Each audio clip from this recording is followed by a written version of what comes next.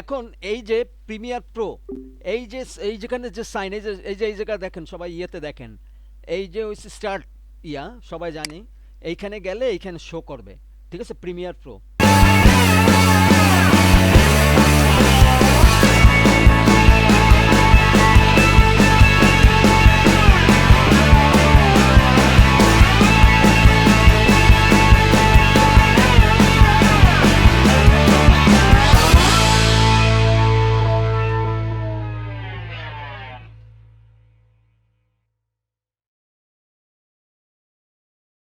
Show করে? তাহলে just আপনি ক্লিক করেন প্রিমিয়ার প্রোর উপরে, 2024 একটা ক্লিক করেন, আর কিছুই না। ওকে, ঠিক আছে। এরপরে আমরা আমাদের ইনস্টল হয়ে যাবার পরে আমরা এই যে প্রিমিয়ার প্রোতে জাস্ট একটা ক্লিক করব, আমাদের আসল ক্লাস শুরু হয়ে গেল, প্রিমিয়ার প্রো ক্লাস শুরু হয়ে গেল। করার পরে এইভাবে ওপেন হবে। শুরুতে আমাদের খুব অর্গানাইজড হতে হবে, ঠিক আছে, একজন ভিডিও এডিটর সবসময় অর্গানাইজড হয়। অর্গানাইজড মানে, যদি আমি কোনো নাটক নিয়ে বা কোনো কিছু নিয়ে যা নিয়ে কাজ করি না কেন, এটা কয়টা সেকশন থাকে? ভিডিওর একটা সেকশন থাকে, অডিওর সেকশন থাকে না, অডিও মানে অডিও তো অবশ্যই থাকে, তারপরে মিউজিকের একটা সেশন থাকে, মানে আমরা মিউজিক বসাই। এইরকম part part part part part part করে রাখবো খুব অর্গানাইজডভাবে, ঠিক আছে। ধরেন সাপোজ এই যে আমি যখন এটা ওপেন করলাম, এইরকম আসবে, এরকম একটা ইন্টারফেস আসবে সামনে। তখন আমরা প্রথম কাজ করব, প্রথম কাজ হচ্ছে আমরা প্রথমে নিউ প্রজেক্টে যাব, ঠিক আছে। নিউ প্রজেক্ট মানে আমাদের প্রথম কাজ, একটা প্রজেক্টের কাজ শুরু করতেছি। জাস্ট এটা ক্লিক করার পরে, এটা যা বলতেছিলাম খুব অর্গানাইজড হতে হবে। তখন এইখানে এইরকম আর একটা ইন্টারফেস আসবে। ইন্টারফেস আসার পরে এই জায়গা একটা প্রজেক্টের নিশ্চয় একটা নাম থাকে, তাহলে আমরা কি নাম দিতে পারি? আমাদের যদি রিপন মাছ নিয়ে কোনো প্রোগ্রাম ইয়ে করতে চায়, তাহলে নিশ্চয় ফিশিং ভিডিও এইভাবে দিতে হবে। ও যদি ওর দোকান নিয়ে করতে চায়, পিয়াল দোকান, ঠিক আছে, কনস্ট্রাকশন, এইরকম এরকম প্রত্যেকের নাম দিয়ে আমরা ওইভাবে খুলে রাখবো। ও যদি ধর্মীয় কোনো চ্যানেল খোলে, তাহলে ও লিখবে কোনটার উপরে, চাইল্ড মিনিস্ট্রি মানে চিলড্রেন মিনিস্ট্রি, এইরকম। আকাশ যদি আকাশের ব্যবসা নিয়ে করলে রুটি মিনিস্ট্রি, আকাশ তো রুটি দেয়, ঠিক আছে। এইরকম করে মানে পারফেক্ট হতে হবে একজন, যাতে আপনি তো একটা নিয়ে বসে থাকবেন না। আপনি মাগুর মাছ নিয়ে একটা করলেন, আপনি ইলিশ মাছ নিয়েও করলেন, নাম কি সেম হবে তাহলে? এর জন্য একটার পরে এক একটা যেন একদম ধাপে ধাপে ধাপে এবং সুন্দর করে হয়, ঠিক আছে। এর জন্য মাথায় রাখতে হবে একজন ভিডিও এডিটর খুব গোছানো। যেমন এটা আমরা ক্লাসের ভিডিও নিচ্ছি, তাহলে আজকে ক্লাস 2, আমি এখানে লিখবো ক্লাস 2, ক্লাস 2। এই যে হচ্ছে আমার প্রজেক্ট নেম। এবং প্রজেক্টের সাথে সাথে একটা সিকোয়েন্সও তৈরি হয়, আমি যখনই এটা ক্রিয়েট করব তখনই কিন্তু একটা সিকোয়েন্স তৈরি হবে। সেইটা হবে তখন, হ্যাঁ, যে কোনো কিছু নিয়ে নিজের ইয়ে। তারপরে এই দেখেন এইখানে একটা সিকোয়েন্স তৈরি হয়েছে, সিকোয়েন্স তৈরি হয়, ঠিক আছে, সিকোয়েন্সের একটা নাম হয়, আমরাও একই ইয়ে এখানে পেস্ট করে দিলাম, ঠিক আছে। এখন আমাদেরকে জানতে হবে আমরা কোথায় রাখবো এইটাকে। ক্রিয়েট দিলে কোথায় গেছে আমি জানি না, যেমন এটা ইনস্টল হয়েছে, কোথায় গেছে আমি জানি না, হয় খোঁজো খোঁজো খোঁজো খোঁজো খোঁজো, এটা তো ঠিক না। একজন ভিডিও এডিটর এর জন্য খুব গোছানো হয়। এখন এই কারণে আমরা এইখানে আসবো, এখানে রাখছে প্রজেক্ট লোকেশন, আমরা কোথায় এটাকে রাখতে চাই একটা নির্দিষ্ট একটা ইয়েতে। তাহলে আমরা এইখানে গেলে আমরা চুজ অপশন দেব। এইখানে তো আমরা জানি কোন জায়গা কি আছে জানি না আমরা। হ্যাঁ, বিভিন্ন ড্রাইভ আছে, সবাই সবাইটা জানে, আমরা চুজ লোকেশন দেব। আমি জানি যে আমি আপনাদের ক্লাসটা কোথায় রাখছি, তাহলে আমি ক্লাস 2তে সেই জায়গায় যাই রাখতে চাই, যেন সব কিছু আপনারা পান। তাহলে আমি রাখছিলাম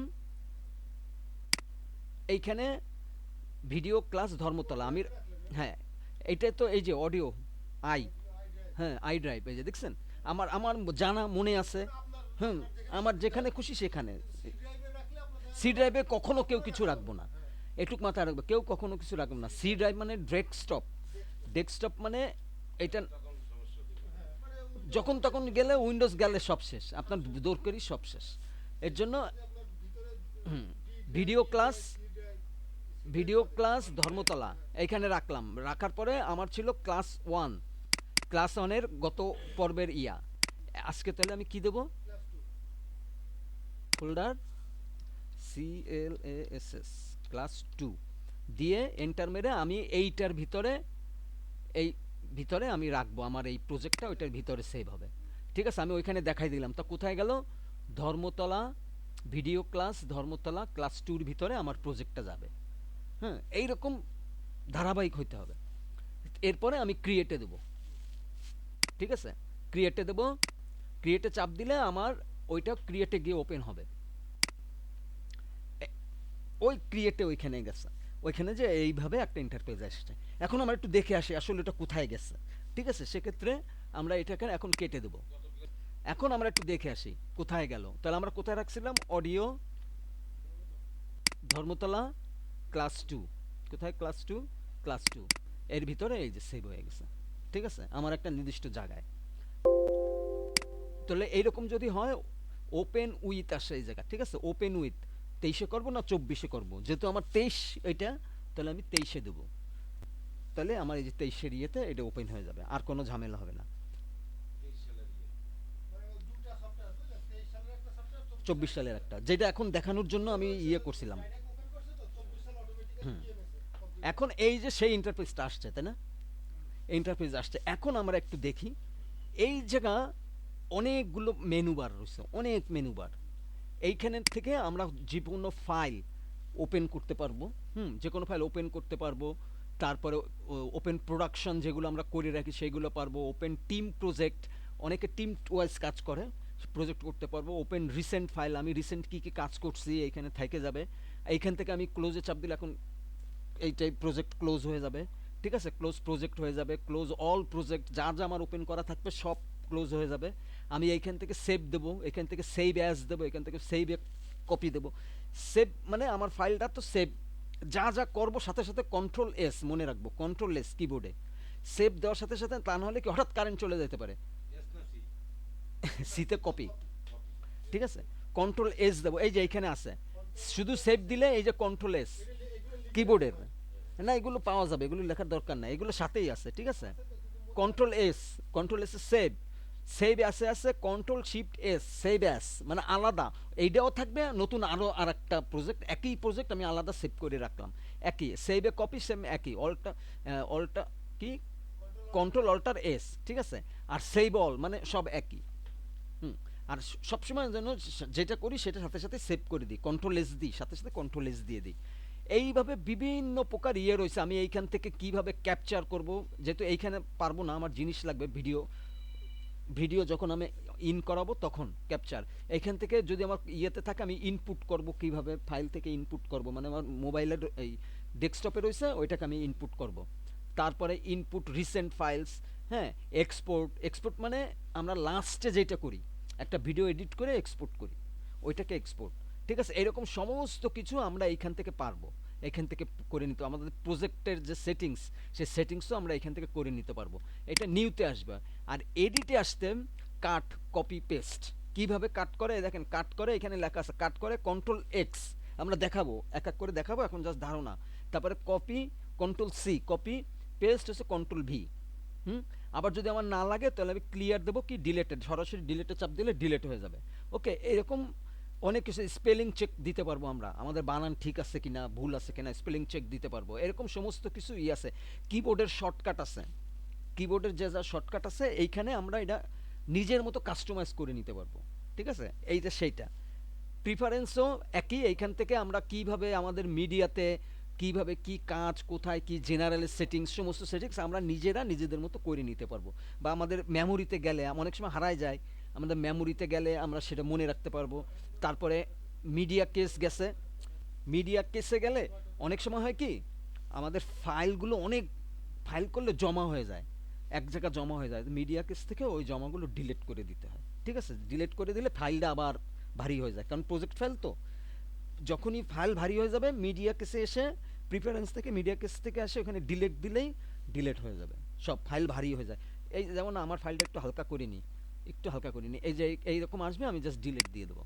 তাহলে আমার ফাইলে অনেক ফাইল জমে গেছে, জাঙ্ক ফাইল ভিতরে জমে থাকে, ওইগুলো ডিলিট হয়ে যায়। এখন তখন সহজ হয়ে যায়, ইজি হয়ে যায়, তখন আবার আগের মতো দৌড়ায়। আবার ক্লিপেও দেখেন, ক্লিপ এখনো শো করবে না এইখানে, যেহেতু অনেক ভিডিও আমার কোনো এখনো ডাউনলোড করি নাই। যদি যখন ভিডিও এর ভিতরে দেবো তখন ক্লিপের অনেক কিছু এখানে শো করবে, তখন দেখাইতে পারবো। তারপরে সিকোয়েন্স, একটা সিকোয়েন্স কিভাবে সেটিংস করব, কত টিয়ে সমস্ত কিছু এইভাবে এইখানে দেখাইতে পারবো। একটা ভিডিও নিয়ে এসে এইখান থেকে আমি আমাদের টাইটেল, আমরা কি টাইটেল বসাবো, প্রত্যেকটা টাইটেল থাকে না, টাইটেল মানে কি লেখা, আমাদের লেখা কিভাবে গ্রাফিক্স লিখবো ওইগুলো এখান থেকে নিতে পারবো। তারপরে ভিউয়ে আমার কি কি আছে আমি সব দেখতে পারবো। উইন্ডোজে আমি কি কি আমার সামনে এই ইন্টারফেসে নিয়ে আসবো, মেনু বারে আনবো, এইখান থেকে আমরা এইটা সিলেক্ট নিজের মতো সিলেক্ট করে নিতে পারবো। যেমন অডিও মাস্টার এই জায়গা আছে, ঠিক আছে, যেগুলো টিক টিক দেওয়া সেইগুলো কিন্তু এইসব জায়গাতে যে কোনোভাবে আসে, যে কোনোভাবে আসে। আবার ধরেন আমার এইটা প্রয়োজন, হিস্টোরি প্রয়োজন, কি কাজ করছি হিস্টোরিটা আসে নাই, তখন এখানে ক্লিক করলে হিস্টোরিটা সামনে এসে শো করবে এইরকম, ঠিক আছে। এই গেল উইন্ডোজ। তারপরে হেল্প, হেল্পে তো এরকম আমার বিভিন্নভাবে বিভিন্ন বিষয় হেল্প লাগে, ওদের ওইখানে গেলে হেল্প করে দেয়। ফেসবুকে যখন কোনো সমস্যা হয়, কিছুতে আপনারা হেল্প চান, ওখানে আছে ক্রিয়েট সাপোর্ট, সাপোর্টে গেলে ওরা যেরকম হেল্প দেয় এইরকম সেরকম আমার যখন কোনো সমস্যা আমি এইখানে গিয়ে হেল্প চাইলে ওরা হেল্প করে দেবে, ঠিক আছে। মানে ওদের সবই কিছু আছে, শুধু আমার একটু লেখা সার্চে লিখে বলে দিতে হবে, ওইটা আর কি সামনে আসবে, আর কিচ্ছুই না। এই এই হয়েছে তাহলে টোটাল একটা ইন্টারফেস।